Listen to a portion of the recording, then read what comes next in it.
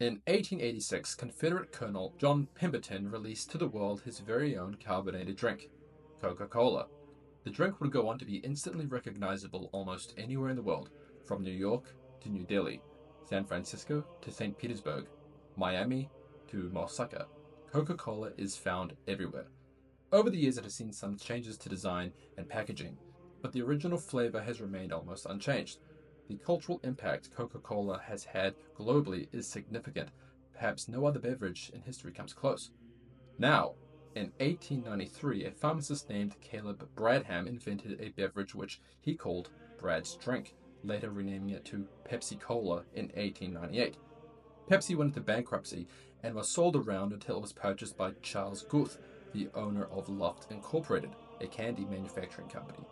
Guth wanted to replace Coca-Cola as the top soda drink in stores, as Coke wouldn't provide him with further discounts. So Charles Guth tasked his pharmacists at Loft Incorporated to reformulate the Pepsi drink formula. Since the early days of cola, the two apparent enemies of soda have become the drink of choice to millions, if not billions of people across the world, some swearing loyalty to their preferred beverage. Why is Charlie the Christian talking about Coca-Cola and Pepsi? Because there is an important lesson in this for many Christians and those who wish to learn about Christian doctrines and its history. In the lesson about these two drinks, both of which are cola, one came first and the other is a competitor. Likewise, Catholicism came first and Protestantism came later. In other words, Catholicism is Coca-Cola and Protestantism is Pepsi. Does this mean that one is good and the other is bad? No, you'd have to look at the finer details to make such a determination, and living by such a dichotomy can actually do harm. Just because Coke came first doesn't mean Pepsi is automatically bad. It's not Coke and it's not the original authentic cola drink, but it can still be tasty and refreshing. I personally am a Coca-Cola guy, and there's nothing better on a scorching summer day than an ice-cold drink of Coke. Globally, Coca-Cola is the drink of choice for more people. There are people who just prefer Pepsi for one reason or another, and that can be fine. I can understand their preference too. For many years, I only drank Pepsi and had a super big bone to pick with Coke. But after doing a little digging and soul-searching, I turned back to Coke as it's the original cola drink. Both drinks serve masses of people in refreshing them in their moments of need and quenching the desire of all who seek to be satisfied of their thirst. They serve the same purpose. Though separate, it is the end goal why they serve. Catholicism and Protestantism, though not agreeing on every point, both serve the same master. Both bring people to the light of the gospel and both believe in the Bible. Those on the Pepsi side often list the problems they have with Coke.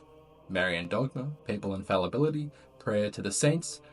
But even the original Pepsi guy subscribed to much of these doctrines. The very first Pepsi guy, Martin Luther, believed in Mary's perpetual virginity and her role as the Theotokos. Papal infallibility, well, we both can guess how he felt about that. My point is that some of those in the current opposition side have drifted so far from the original beliefs over such a span of time that they see the church's original beliefs and traditions as alien. This isn't the case for all Protestants, but for many it is.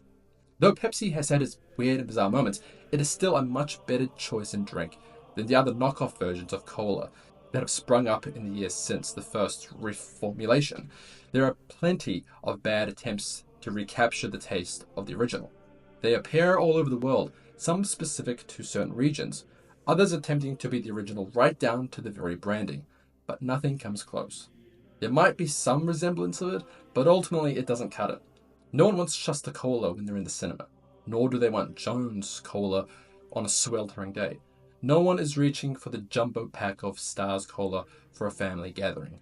It will always be either Coca-Cola or Pepsi. And let's admit it, even Coke has had its bad days. Remember the new Coke debacle of '85? Well, I don't. I wasn't born yet. But that was problematic. Coke did revert to their original formula under much pressure, but thankfully the Catholic Church hasn't made any doctrinal changes as big as New Coke. And to anyone that does claim that the church has had its bad eggs, moments of shame, and outright heretical doctrines, I would challenge them on this. The founders of the Catholic Church, the original 12, all had moments of shame. One betrayed the Lord. The others fled when Christ was arrested. And Peter, the rock on which the church was built on, denied Christ 3 times. I doubt those same people who claim that the church has fallen into error or fallen away would claim that we can't trust the original 12 because of the human error they made. Their beliefs are correct and the doctrine they taught is true. And if that still isn't enough, your argument is akin to claiming that the ancient nation of Israel can't be the true people of God because they all sinned. They all gave into real pagan idolatry and turned away from God. Therefore, they can't be the true chosen people. Sounds silly, right? Christ has left us with one church which has withstood the test of time, tamed empires and kingdoms, survived the attack of invaders, outlived those who would overcome her, withstood revolution and reformation, has stood steadfast when the culture of the times has demanded she change. She is the original and authentic church. My parting message to Protestants watching is that the Catholic Church does not teach all Protestants are doomed. If you profess the Apostles' Creed and believe in traditional Protestantism, which aligns more with Catholicism than it does with modern Protestantism, then the Church does take your baptism as valid and saving. The further away you get from tradition, the further away you get from the actual Church. Your formula is off and doesn't taste like Christianity. It's now a totally new thing. But if you want the fullness of your faith to be satisfied and your thirst to be quenched, there is no other place than the original. All Christ-loving Christians desire for there to be one church and a reunifying of the faith. We look forward to seeing you in our church, and even more so, we look forward to seeing you in heaven. And to all Catholics watching, let us be the best ambassadors of Christ we can. Evangelize the faith without ego, but only the love of Christ. We represent an ancient institution that our ancestors in faith willingly died for. Let us go out and be fishers of souls and reclaimers of the kingdom. I hope you guys enjoyed this video. It is a little bit different, but it's an idea I've had for a while. Let me know if you would like more fun videos like this, or any thoughts that you have in the comments below. Take care, God bless you, and peace be with you.